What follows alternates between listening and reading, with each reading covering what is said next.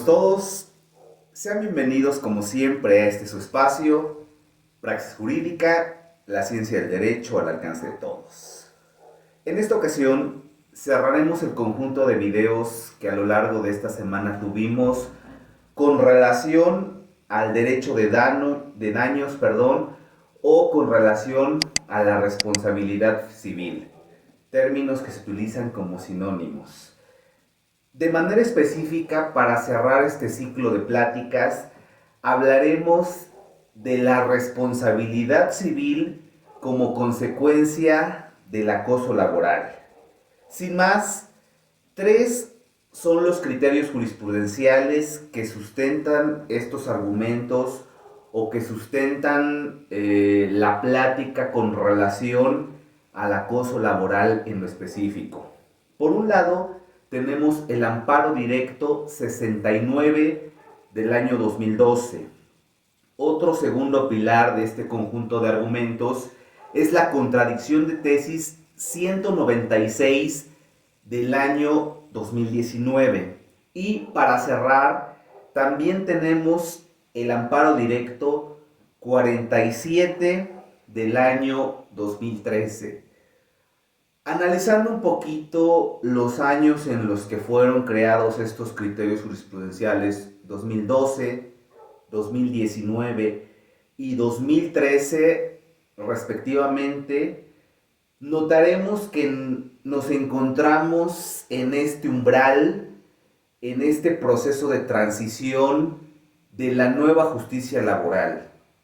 Ya por ahí, en los videos primeros de este espacio, hablamos del nuevo modelo de justicia laboral y si se dan cuenta, estos criterios jurisprudenciales todavía surgieron con el antiguo modelo de la justicia laboral, por comentar alguna de las diferencias totalmente radicales, las juntas y ahora los tribunales. Entonces, ¿a dónde quiero llegar con este argumento de introducción o con este argumento de apertura?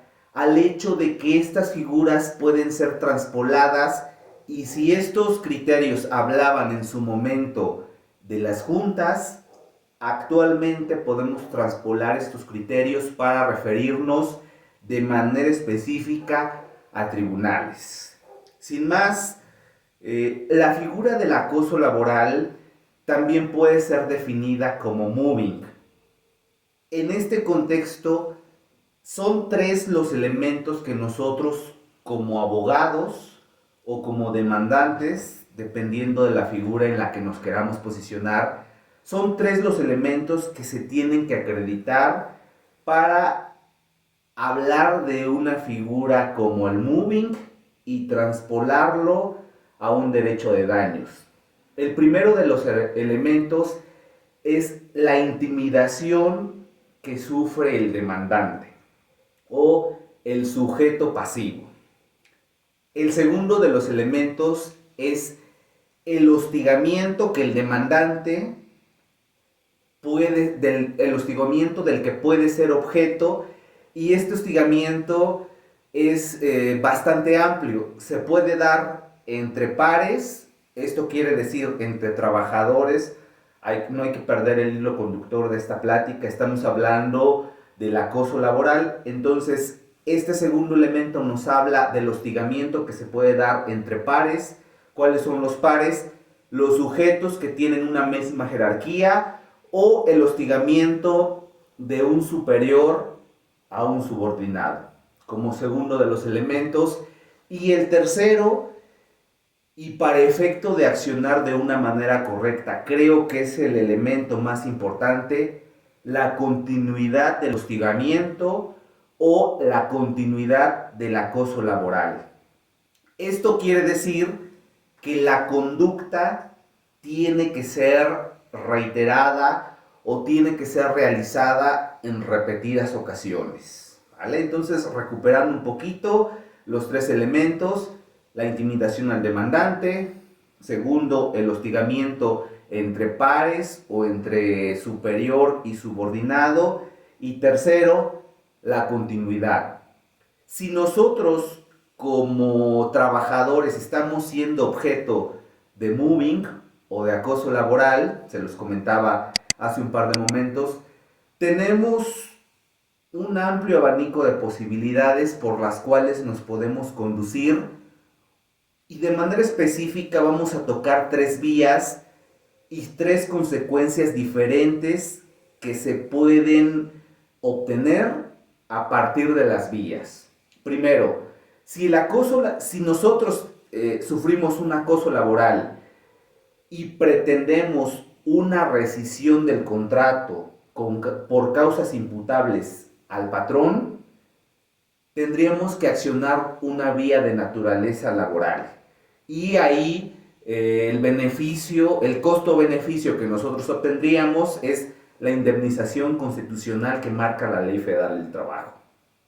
Segundo, si este moving es motivo de constitución de un delito, tendríamos que accionar una vía penal por medio del primero de los actos, que es la denuncia ante una fiscalía. Para el caso de que este acoso aterrice en un tipo penal consagrado, por supuesto, en un código sustantivo. Y tercero, y es el tema sobre el cual es la plática de esta ocasión, el moving o el acoso laboral como un derecho de daños o como una responsabilidad civil, y como consecuencia lógica tendríamos que hablar de una vía o de un procedimiento de naturaleza civil o inclusive de un procedimiento de naturaleza administrativa. Quiero hacer un alto en el camino a aquellos que nos ven para comentarles que no es una decisión. ¿Qué quiero decir con esto? Naturalmente, si nos encuadramos en las hipotéticas, pudiéramos inclusive accionar las tres vías. Accionar un acoso laboral, como consecuencia una rescisión en una vía laboral, accionar accionar el moving en el ámbito de lo penal, si nos encuadramos, por supuesto, en la tipología penal. Y tercero, a la par de estas dos figuras, podemos accionar, un procedimiento de naturaleza civil. Esto quiere decir que cada procedimiento es de naturaleza independiente y deja a salvo los derechos en cada vía o en cada rama del derecho en la que nosotros nos encuadremos. Hablaremos, porque es la construcción de estos videos, de manera muy sincrética y de manera específica de la responsabilidad civil o del derecho de daños en el acoso laboral. Ahí tendríamos que accionar, la acción en específico tendría que ser invocada como una demanda por daño material y moral. Esa sería la acción que nosotros le pudiéramos interponer a nuestro patrón para, como consecuencia de ello, obtener una indemnización. ¿Qué quiero decir con esto? Que si nosotros accionamos un procedimiento de naturaleza civil, no es al lado, o es a la par, o es después, o es inclusive antes. La temporalidad aquí pasa a un segundo plano de una rescisión de naturaleza contractual. ¿Por qué? Porque ya la Corte se ha pronunciado al respecto y de manera específica. El amparo directo 69 del año 2012 nos dice, que las juntas, en su momento las juntas, actualmente los tribunales, no son competentes para determinar una acción o una reparación por un daño material y moral. Por el principio de exclusión, eso nos da a entender que los derechos para accionar quedan a salvo, así se pronuncien los tribunales mediante un laudo. El segundo criterio, que es la contradicción 196 del año 2019, nos habla de la capacidad que tenemos para accionar una responsabilidad de naturaleza civil o un derecho de daños ante la muerte del trabajador. Y aquí traspolamos las figuras. Ante la muerte del trabajador, los familiares tienen derecho a una indemnización. Pero si accionamos la otra vía, ¿quién tendría la capacidad de accionar una vía de naturaleza civil o un derecho de daños de manera específica, una responsabilidad civil? El sujeto que acredite este daño. Si la ley federal del trabajo establece un catálogo de la indemnización por muerte del trabajador, esto no quiere decir que ese catálogo se transpole a una vía civil. Esto nos da un amplio espectro de posibilidades para concluir que, por un lado, la indemnización por muerte de un trabajador puede ser accionada o puede ser beneficiada, puede beneficiar a unos sujetos, y una responsabilidad de naturaleza civil o un derecho de daños puede beneficiar a otros. ¿Quiénes? Quienes acrediten su vulneración como consecuencia de la muerte del trabajador. Y el tercer espectro o la tercer conclusión, que a mí me parece la más puntual, es la que surge del amparo directo 47 del año 2013. Y la conclusión es la siguiente: el acoso laboral se acredita per se. ¿Qué quiero decir cuando se acredita per se? Quiere decir que el acoso laboral se acredita por sí mismo. Naturalmente, debemos, en materia civil, la carga de la prueba le corresponde a quien afirma o al actor, hay que robustecerlo con elementos probatorios.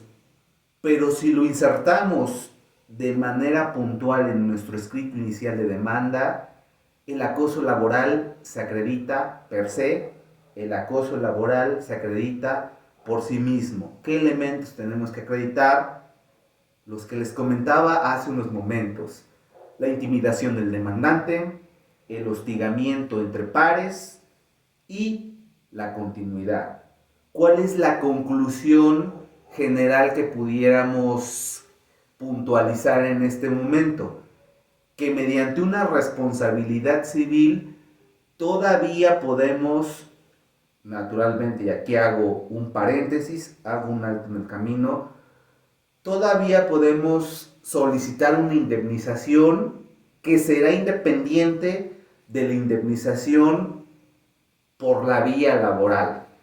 Otra indemnización. Tampoco se puede exceptuar que ese asunto ya es juzgado, porque no es competencia de los hoy tribunales laborales determinar cuantías por lo que hace al daño moral o por lo que hace a una responsabilidad de naturaleza civil. Su nombre lo implica: responsabilidad civil. Sin más, amigos todos, espero que este conjunto de videos no solamente les haya gustado, sino que lo más importante, les haya sido útil. Me despido de ustedes, licenciado Eber Rafael Galeana Balbuena, Praxis Jurídica, la ciencia del derecho al alcance de todos. Hasta la próxima.